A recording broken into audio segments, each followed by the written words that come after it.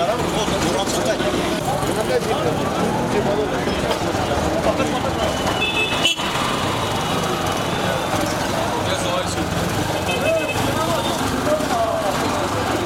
बात से बखूबी वाकिफ़ है जो पिछले एक साल से जो यहाँ पर ये लॉकडाउन चल रहा है, ताजिरों को जो पिछले एक साल से ज़बरदस्त मुश्किलात के दौर से गुज़र रहे हैं।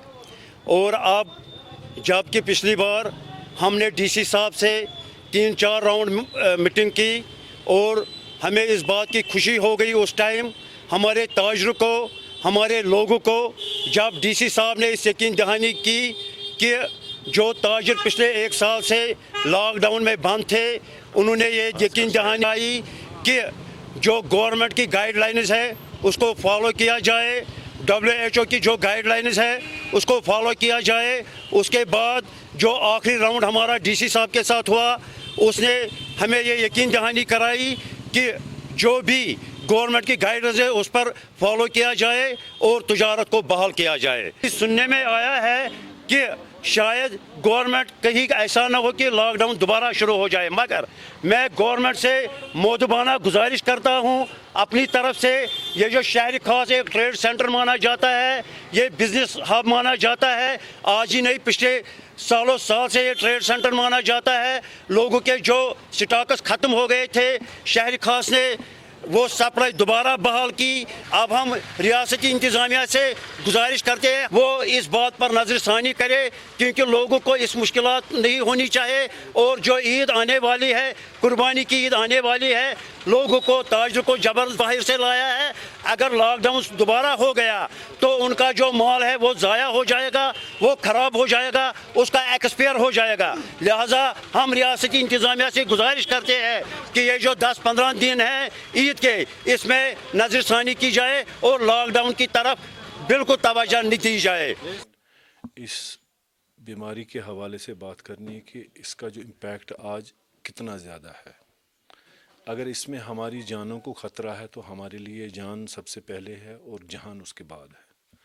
इसमें ना तो हम ये चाहते हैं कि किसी की जान चले जाए और हम उस पर अपना कारोबार करें, ऐसा हो ही नहीं सकता। ये हर एक इंडिविजुअल के लिए, हर एक उस इंसान के लिए जो काम करने के लिए जा रहा है उसके लिए ये ख़तरा है।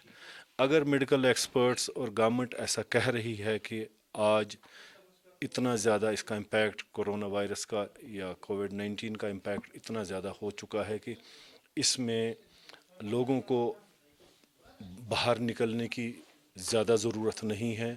जो बड़े इम्पॉर्टेंट काम होंगे जैसे हॉस्पिटल का है या कोई बीमार है या कोई कुछ मतलब ऐसा कोई ज़रूरी काम है उसके लिए बाहर चले जाए, तो उस हवाले से हमें वही सोचना चाहिए। ये ठीक है, ये सारी चीज़ें आती रहेंगी, हम कारोबार करते रहेंगे। अगर इतना इम्पैक्ट नहीं है, जो मेडिकल एक्सपर्ट्स हैं वो कहते हैं कि इम्पैक्ट नहीं है, तो हमें कोई ज़रूरत नहीं है, हम नहीं कहते हैं।